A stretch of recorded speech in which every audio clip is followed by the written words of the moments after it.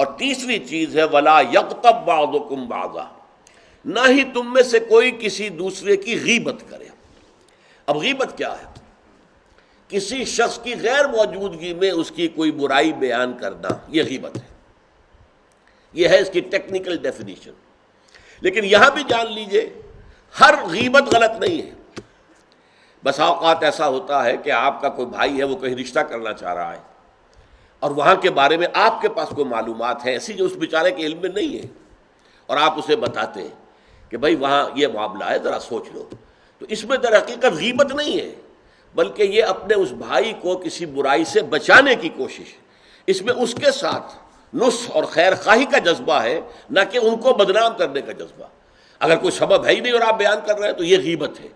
لیکن اگر معاملہ اس طرح کا ہے تو ظاہر بات ہے اسی طریقے سے کوئی کسی قوم کے رہنما ہیں اور بڑی شخصیتیں ہیں، اب ان کے بارے میں یہ ہے کہ پبلک میں اگر آپ کو ان پر تنقید کرنی پڑے تو اس کے اندر بھی دیکھا جائے گا کہ وہاں اس کا ہونا ضروری نہیں ہے، وہ تنقید جو ہے آپ ملک اور قوم کی مصلحت میں کر رہے ہیں۔ تو گویا کہ اس طریقے سے غیبت کی ہر شکل جو ہے وہ حرام نہیں ہے۔ البتہ ایک خیال لوگوں کو بڑا غلط ہے، وہ میں ایک حدیث کے حوالے سے اس کا ازالہ کر دینا چاہتا ہوں۔ یہ حضور سے سوال کیا گیا کہ پوچھا گیا کہ غیبت کیا ہے۔ یہ حدیث ہے، مسلم شریف میں بھی ہے، ابو داؤد میں بھی ہے، ترمذی میں ہے، نسائی میں ہے، یہ حضرت ابو ہریرہ رضی اللہ تعالی عنہ سے۔ اور امام مالک نے ایسی ایک حدیث جو ہے موطا میں مطلب بن عبداللہ سے جو ہے روایت کی ہے۔ حضور سے پوچھا گیا کہ غیبت کیا ہے، آپ نے فرمایا ذکرو کا اخاک بما یکرہ، تمہارا اپنے بھائی کا تذکرہ کرنا کسی ایسے اعتبار سے جو اسے ناپسند ہو۔ اگر اس کے سامنے کرو گے اسے ناپسند ہوگا، اس کے علم میں آئے گا کہ میرے بارے میں یہ بات کہی گئی ہے تو اسے ناپسند ہوگی۔ ایسی بات کا اس کی غیر موجودگی میں بیان کرنا۔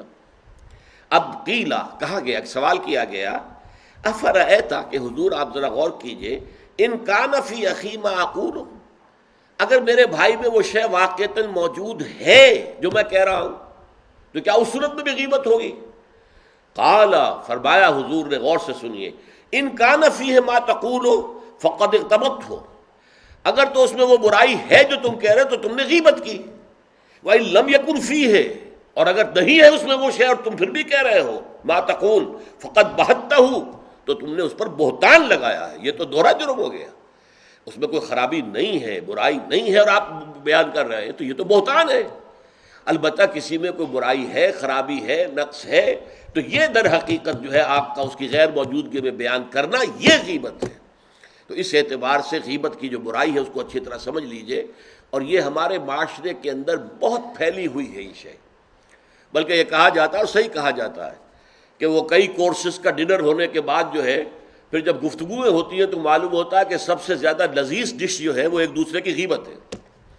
اور ہوتا کیا ہے، شادی کا کہیں پر مجمع لگا ہوا ہے اور جو ہے وہ ابھی بارات نہیں آئی ہے یا کوئی اور مسئلہ ہے، بیٹھے ہوئے ہیں، تو جب 3 آدمی بیٹھے ہوں گے تو کسی اور کی غیبت کریں گے، اور جب ان میں سے ایک اٹھ کے چلا جائے گا تو اب یہ دونوں اس کی غیبت کریں گے۔ یہ ہمارے معاشرے کا عام رخ ہے، یہ ہمارا جو ہے یہ گویا کہ سب سے زیادہ ڈیلیشس ڈش جو ہے وہ غیبت ہے۔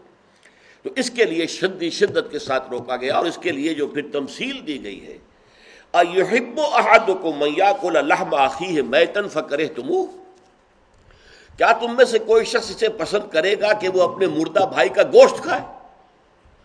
تو اس پر تو تمہیں گھن آ گئی، تمہیں بہت برا لگا۔ کوئی شخص گوارا کرے گا کہ اپنے مردہ بھائی کا گوشت کھائے؟ لیکن سوچئے کہ ایسی تمثیل کیوں دی گئی؟ یہ اللہ کا کلام ہے، بغیر کسی ربط کے۔ تمثیل اور تشبیہ جو ہوتی ہے کسی ربط کی بنیاد پر ہوتی ہے نا، ورنہ تشبیہ اور تمثیل کا فائدہ کیا ہوا؟ ربط کیا ہے؟ جیسے ایک مردہ اپنے دفاع پر کے قابل نہیں ہے، آپ ادھر سے بوٹی کاٹ لیجئے، ادھر سے بوٹی کاٹ لیجئے، پڑا مردہ ہے، آپ پوری اختیار کے ساتھ جہاں سے چاہیں اس کی بوٹی اڑا لیں۔ اگر وہ زندہ ہو تو وہ ہاتھ لگانے دے گا آپ کو جسم کے اپنے کسی حصے پر۔ بعین ہی یہ معاملہ ہے، آپ کا بھائی موجود نہیں ہے اور آپ اس کی عزت پر حملہ کر رہے ہیں، مانوی شخصیت پر حملہ ہے۔ اس جسم کی نسبت مانوی شخصیت زیادہ قیمتی ہے، زیادہ اہم ہے۔ آپ اس کی مانوی شخصیت پر، اس کی عزت پر حملہ کر رہے ہیں، اور وہ قادر نہیں ہے دفاع کرنے پر۔ اگر وہ ہوتا اور بات کرتے، اور یہ چیز پسندیدہ ہے، اگر آپ پبلک کے اندر اس کے منہ پر کہیے بات تو معلوم ہوگا. بلکہ اس میں جو پسندیدہ ترین بات ہے وہ یہ ہے کہ کسی بھائی کا کوئی عیب ہے علیحدگی میں جا کر بتاؤ بھائی تمہارے اندر مجھے یہ نقص نظر آ رہا ہے, برا نہ ماننا, میں نے تمہاری اصلاح کے لیے کہا ہے, مجھے تم سے کوئی قد نہیں ہے, دشمنی نہیں ہے. یہ نہایت پسندیدہ بات ہے. اس کو کہا گیا المسلم و مرۃ المسلم, ایک مسلمان دوسرے مسلمان کے لیے آئینے کے مانند ہے. جیسے آپ آئینہ دیکھتے دیکھتے نہیں یہاں کوئی داغ لگا ہوا دھبا لگا ہوا, آپ اسے دھو دیتے ہیں, ہٹا دیتے ہیں. اسی طریقے سے ایک مسلمان کو اپنے مسلمان بھائی کے لیے آئینے کے مانند ہونا چاہیے کہ وہ اسے اس کی خرابیوں پر, اس کی برائیوں پر مطلع کر دے. لیکن یہ اطلاع جو ہے یہ ہوگی خلوص کی بنیاد پر, خیر خواہی کی بنیاد پر, اسے ذلیل کرنے کے لیے نہیں, اسے بدنام کرنے کے لیے نہیں, بلکہ یہ کہ اس کے سامنے علیحدگی میں تنہائی میں بات کی جا رہی. البتہ اس کی غیر موجودگی میں بات کی جائے وہ غیبت ہے, اور وہ بالکل صحیح تمثیل ہے جو قرآن نے استعمال کی ہے, صحیح ترین تمثیل ہے. ایحب احدکم ان یاکل لحم اخیہ میتا فکرہتموہ, کیا تم میں سے کوئی شخص پسند کرے گا اپنے مردہ بھائی کا گوشت کھائے؟ بالکل اسی طریقے سے وہ تمہارا بھائی جو محفل میں نہیں ہے, وہ اپنی عزت کے دفاع پر قادر نہیں ہے. اگر وہ ہوتا تو کہتا بھائی آپ غلط کہہ رہے ہیں, آپ کو مغالطہ ہوا ہے, بات یوں نہیں تھی یوں تھی, کوئی ایکسپلین کرتا, کوئی اپنا دفاع کرتا, کوئی اپنی شخصیت کا اپنی عزت کا تحفظ کرتا. لیکن وہاں نہیں ہے وہ تو اپنے تحفظ پر قادر نہیں ہے. لہذا یہ غیبت در حقیقت معنوی سطح پر وہی شے ہے جو مادی سطح پر کسی مردہ بھائی کا گوشت کھانا ہے. فکرہتموہ, یہ تو تمہیں بہت برا لگا یہ بات. بلکہ اکثر لوگ کہیں گے کہ ایسی مثالیں جو ہیں, کیا ماذا اراد اللہ بہذا مسئلہ, ایسی تمثیل دینا. کہیں گدھے کی تمثیل دی گئی ہے قرآن مجید میں, وہ یہودی جن کے اوپر تورات کا تو بار تو لدا ہوا ہے, تورات پر عمل نہیں کرتے, تو ان کی مثال کیا ہے؟ کمثل الحمار یحمل اسفارا, وہ تو ایسے ہے جیسے کہ گدھا ہے, اس کی پیٹھ کے اوپر کتابوں کے انبار لگے ہوئے ہیں, گٹھری باندھ کر جو ہے مکالمات افلاطون لکھی ہوئی ہے, یا انسائکلوپیڈیا برٹانیکا کی گٹھری باندھ کے رکھ دی گئی ہے, اسے کیا فائدہ؟ اسی طرح سورہ اعراف میں کتے کی مثال دی گئی ہے, کہیں مچھر کی مثال دی گئی ہے, کہیں بکری کی مثال دی گئی ہے. تو مثالیں جو ہوتی ہیں وہ معنوی ربط کے اعتبار سے ہوتی ہیں. یہ نہیں دیکھا جاتا کس چیز کی مثال دی جا رہی ہے, جس چیز کے لیے مثال دی جا رہی, مشبہ لہو اور مشبہ بہی, کس چیز کے ساتھ تشبیہ دی جا رہی ہے, کس لیے دی جا رہی. ایحب احدکم ان یاکل لحم اخیہ میتا فکرہتموہ واتقوا اللہ, اللہ کا تقوی اختیار کرو. اس لیے کہ سارے احکام کی روح جو ہے وہ تقوی ہے.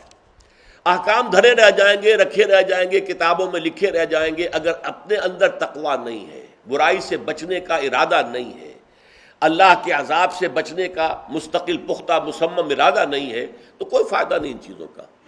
بھینس کے آگے بین بجانا ہو جائے گا. واتقوا اللہ ان اللہ تواب الرحیم, اللہ کا تقوی اختیار کرو, اور دیکھو اللہ بہت توبہ کا قبول کرنے والا ہے اور بہت رحم فرمانے والا ہے. تو دیکھو اگر تمہارے سے یہ خطائیں ہو رہی ہیں, تمہاری شخصیت کے اندر اگر یہ خرابیاں ہیں, تم ان برائیوں کے عادی ہو, تو ان سے اپنے آپ کو پاک کرو, صاف کرو, توبہ کرو, اور اس میں امید دلا دی کہ اللہ تعالیٰ بہت توبہ کو قبول فرمانے والا اور رحم فرمانے والا ہے. بارک اللہ لی ولکم فی القرآن العظیم ونفعنی وإیاکم بالآیات والذکر الحکیم.